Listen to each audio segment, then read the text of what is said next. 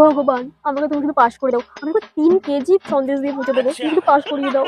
Sangeeta, result কিন্তু অনলাইনে দিয়ে দিয়েছে। চল তোর রেজাল্ট আমি চেক করি, ঠিক আছে? হ্যাঁ হ্যাঁ, দেখ দেখ দেখ। ভগবান, তুমি কিন্তু দেখো। আরে বাহ, তুই তো দারুণ নাম্বার পেয়ে পাস করেছিস। Oh my Yes! god. ভগবান, আমি এত টাকা কোথায় পাবো? আমি না হয় তোমাকে নকুলদানা দিয়ে পুজো रुक দেবো। तेरे को बता এই না না, ভুল হয়েছে, এটা অন্য সঙ্গীতা। সরি সরি, দাঁড়া।